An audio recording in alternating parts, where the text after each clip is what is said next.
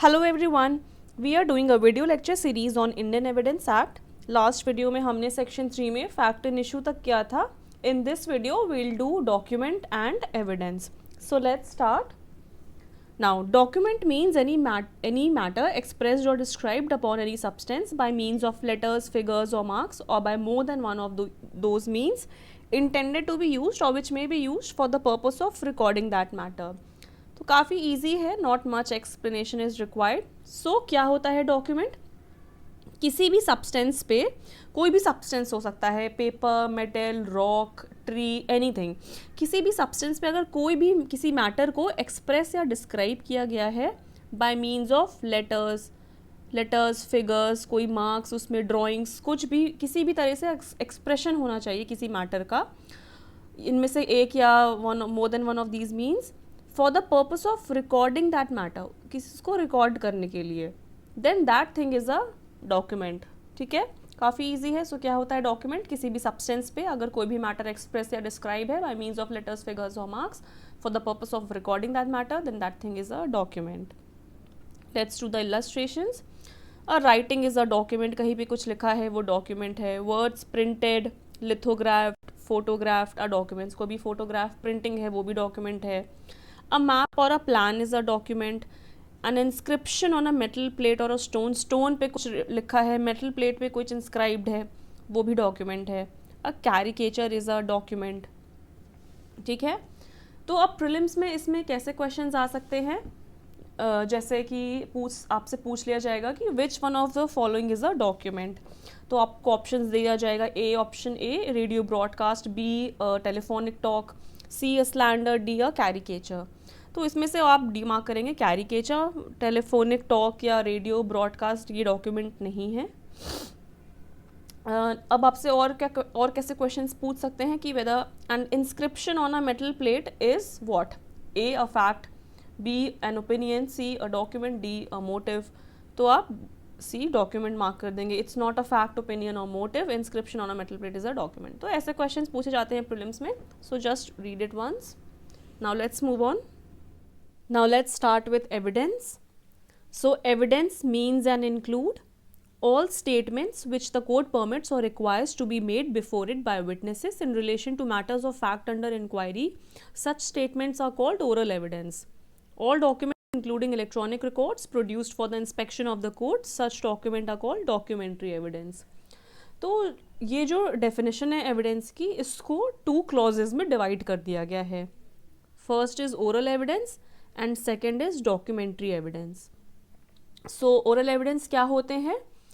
अगर कोई भी विटनेस कोर्ट के आगे कोई स्टेटमेंट देता है in relation to matter of fact under inquiry, then such statement are called oral evidence. ठीक है, यहाँ पे क्या इंपॉर्टेंट है कि एक विटनेस है एंड उसने कोर्ट के आगे कोई स्टेटमेंट दिया, that statement should be made before the court only. अगर कोर्ट के बाहर कोई स्टेटमेंट देता है या किसी और के आगे वो स्टेटमेंट होगा तो then that is not an oral evidence, वो that statement should be made before the court only.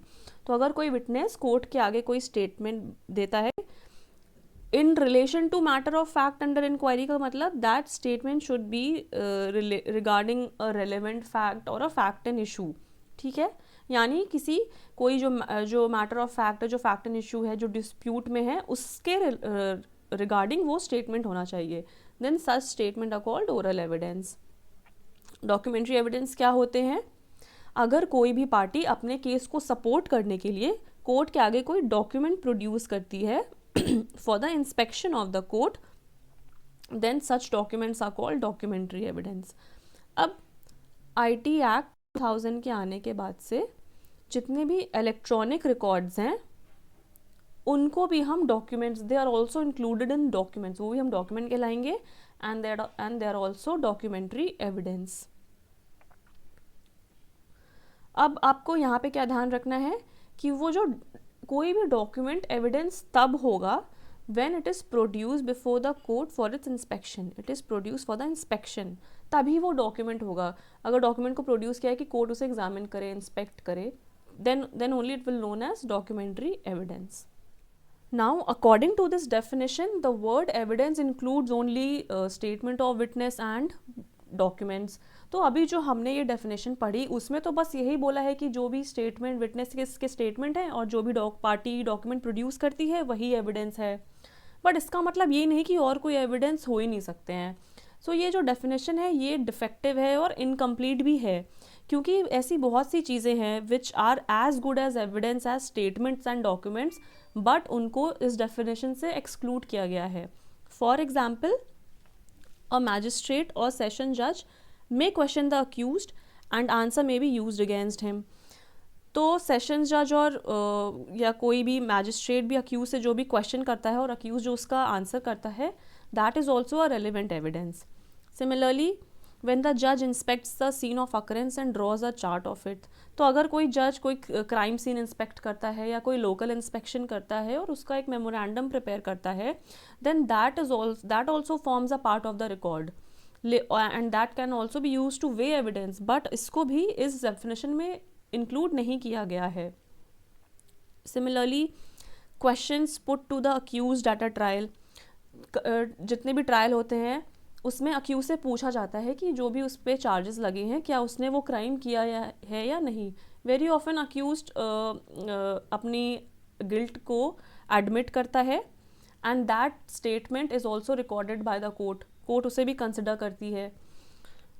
वैसे ही material objects produced for the inspection of the court, अब कोर्ट के आगे कोई ऐसे ऑब्जेक्ट्स प्रोड्यूस करते हैं जैसे कि फोटोग्राफ्स हो, मर्डर वेपन हो जिससे क्राइम कमिट, जो वेपन जिससे क्राइम किया गया हो, ब्लड स्टेन्ड क्लोथ्स हैं। अब ये सब को भी हम डॉक्यूमेंट बोलेंगे, जैसे कि हमने अभी डेफिनेशन डॉक्यूमेंट की डेफिनेशन में पढ़ा कि डॉक्यूमेंट क्या होता है, एक रिकॉर्ड होता है।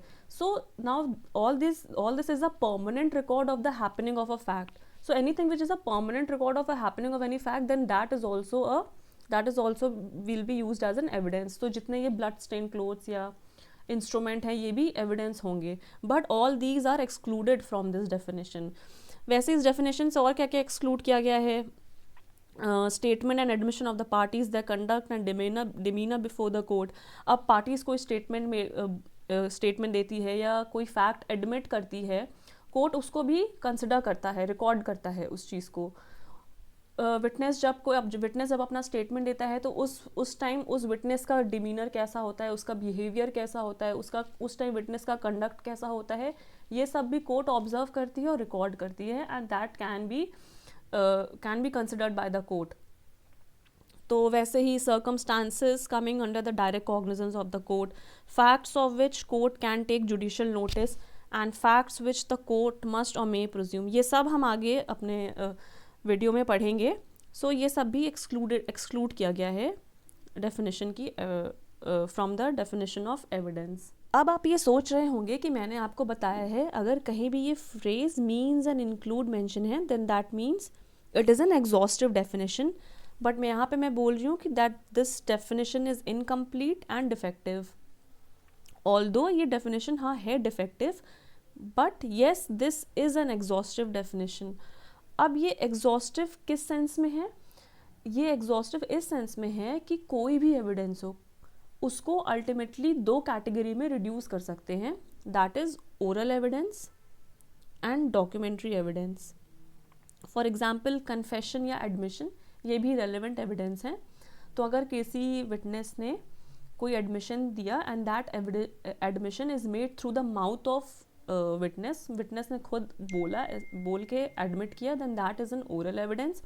अगर उसने उसी चीज़ को रिटन में दिया है, राइटिंग में दिया है, then that is a documentary evidence. Confession, अगर कोई अक्यूज कोर्ट के आगे कन्फेस करता है, कोर्ट उससे रिकॉर्ड करता है एंड अक्यूज उसे साइन करता है, दैट बिकम्स अ डॉक्यूमेंट और documentary evidence. So any kind of evidence can be ultimately reduced to either oral evidence or documentary evidence. So इस सेंस में ये डेफिनेशन एग्जॉस्टिव है। आई होप आपको यहाँ तक क्लियर हो गया हो। अब देखते हैं इनमें से क्या एविडेंस है और क्या नहीं। This is important from prelims point of view, तो एक बार देखते हैं। First is FIR. Now FIR is not a substantive piece of evidence, but it can not be given a complete go by. भले FIR एविडेंस में admissible नहीं है, but हम FIR को यूज़ कर सकते हैं फॉर द पर्पस ऑफ कोरोबोरेशन। कोरोबोरेशन का मतलब कंफर्म करना, हिंदी में जैसे बोलते हैं पुष्ट करना। तो FIR can be use to corroborate the evidence of the person lodging the same. अगर किसी पर्सन, जिस पर्सन ने FIR फाइल की है, वो अगर कोई एविडेंस देता है तो हम उसे उस FIR से corroborate कर सकते हैं उस एविडेंस को। Section 157 of Indian evidence act भी बोलता है कि former statement of witness may be proved to corroborate later testimony as to same fact। तो अगर किसी विटनेस ने पहले कोई स्टेटमेंट दिया था और वो बाद में कोई एक टेस्टिमनी देता है, तो उस फॉर्मर विटनेस के फॉर्मर स्टेटमेंट को हम प्रूव कर सकते हैं to corroborate later testimony। Okay, next is evidence obtained by undesirable means. ये भी एविडेंस होगा। सुप्रीम कोर्ट ने एक केस है Pushpa Devi M Jatia versus ML Wadhawan, इतना इम्पॉर्टेंट नहीं है। इस केस में सुप्रीम कोर्ट ने क्लियर कर दिया था कि अगर कोर्ट के आगे कोई भी एविडेंस पेश किया गया है, then court need not concern कि वो कैसे ऑब्टेन्ड हुआ है या क्या मेथड यूज़ हुआ है।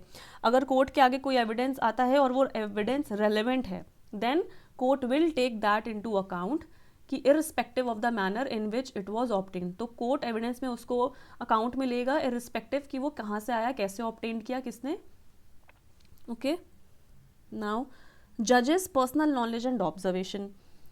अगर जज को किसी फैक्ट की नॉलेज है, जज को कुछ पता है, जज ने कुछ पर्सनली ऑब्जर्व किया है, देन ये भी एविडेंस में हम नहीं इंक्लूड करेंगे। क्यों नहीं करेंगे?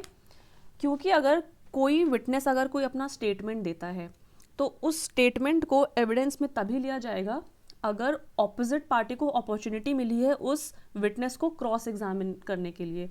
क्रॉस एग्जामिनेशन दिया है section 137 of Indian evidence act, ये सब हम बाद में पढ़ेंगे।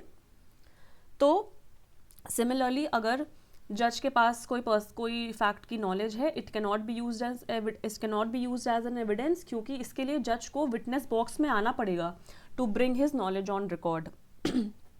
तो इसीलिए जज की जो पर्सनल ऑब्जर्वेशन है वो एविडेंस में नहीं यूज होती है, क्योंकि इस तरह जज is only a witness without being cross examined. Okay, now statement of accused.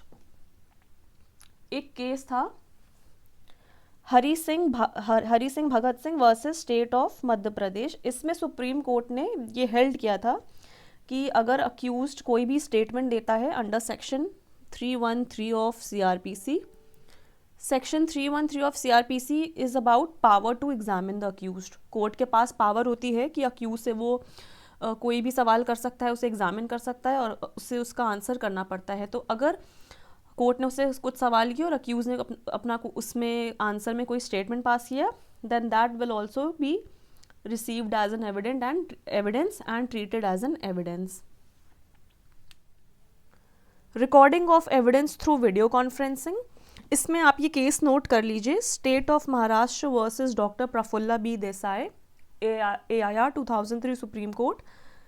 इस केस में सुप्रीम कोर्ट ने ये अप्रूव कर दिया कि सिविल केस में आप विटनेस को एग्जामिन कर सकते हो through video conferencing. So Supreme Court held that witness can be examined through video conferencing. Similarly, in this case, Bodala Musali Krishna versus Bodala Pratima, इसमें आंध्र प्रदेश हाई कोर्ट ने भी ये बोला कि video conferencing could be afforded in criminal case too. तो criminal case के लिए ये वाला केस है, and in civil case is this one. So, evidence can be recorded through video conferencing as well. Now, tape recording of a conversation. अब किसी conversation की tape recording है तो वो होगी डॉक्यूमेंट्री एविडेंस।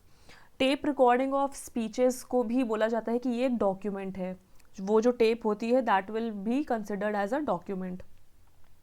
तो जो tape recording of conversation is also an evidence, but ये जो टेप्स होती है इनमें टैम्परिंग की पॉसिबिलिटी ज़्यादा होती है, तो इसीलिए इन सच केसेस जो स्टैंडर्ड ऑफ प्रूफ होता है वो काफ़ी स्ट्रिक्ट होता है। इनफैक्ट एक केस है Ram Singh versus Ram Singh, AIR 1986 supreme Court. इस केस में सुप्रीम कोर्ट ने कुछ गाइडलाइंस लेड डाउन की थी regarding admissibility of tape recorded versions. इसको आप एक बार पढ़ लीजिएगा। इसमें ऐसी गाइडलाइंस थी कि जो जो स्पीकर है उस रिकॉर्डिंग में जो भी स्पीकर की वॉइस है it should be identified by the maker of the record, और ऐसे कि उसकी एक्यूरेसी भी प्रूफ करनी चाहिए थ्रू सेटिस्फैक्ट्री एविडेंस। सो ऐसे कुछ गाइडलाइंस आप एक बार पढ़ लीजिएगा।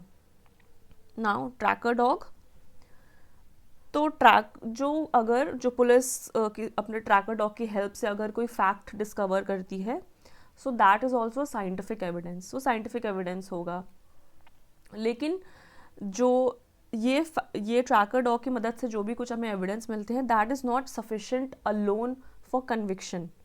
ऑल्दो वो रेलिवेंट होते हैं, ये एविडेंस रेलिवेंट है, बट सिर्फ इस फैक्ट के बेसिस पे कन्विक्शन नहीं हो सकती, बट दो ये रेलिवेंट है अगर और भी कुछ फैक्ट्स प्रूव कर दिए जाए। इलेक्ट्रॉनिक रिकॉर्ड्स, तो जैसे हमने पहले देखा था कि after amendment in information and technology act 2000, now electronic records is also included in the definition of evidence. तो इलेक्ट्रॉनिक रिकॉर्ड्स भी एविडेंस होंगे। डिपार्टमेंटल इंक्वायरी भी, ये हमने पहले जैसे किया था कि डिपार्टमेंटल इंक्वायरी जो एविडेंस रिकॉर्डेड होते हैं they are not evidence in the real sense, क्योंकि because the strict rules of evidence they do not apply to departmental proceedings, तो ये भी एविडेंस नहीं होंगे according to Indian evidence act. Confession of a co accused यानी जो accused का साथी है, उसका पार्टनर है, जो अकम्प्लिस है, उसका कन्फेशन भी एविडेंस नहीं होगा इन रियल सेंस। क्यों? पहला तो क्योंकि वो उस एविडेंस को ओथ में नहीं रिकॉर्ड किया गया है, that evidence is not recorded on oath. दूसरा, क्रॉस एग्जामिनेशन भी नहीं हुआ है अभी तक, तो ये भी एविडेंस तो नहीं होगा। बट जो अप्रूवर होता है, यानी अगर पार्डन ग्रांट कर दी गई हो अक्यूज या को अक्यूज को, किसी को पार्डन ग्रांट कर दी गई हो, तो उसकी जो टेस्टमनी है now that will be considered as an evidence. क्यों? बिकॉज पहला तो उसको ओथ में रिकॉर्ड होता है एंड दूसरा उसमें क्रॉस एग्जामिनेशन भी होता है। This was held in Kashmira Singh versus state of MP। ये केस इम्पॉर्टेंट है फॉर कन्फेशन, तो जब हम पढ़ेंगे सेक्शन 30 आगे बढ़ेंगे, अकम्प्लिस पढ़ेंगे section 133, will see this case, it will come up, तो इसे आप एक बार ध्यान में रखिएगा। So we are done with the definition of evidence. Next video में will do prove, disprove, not prove.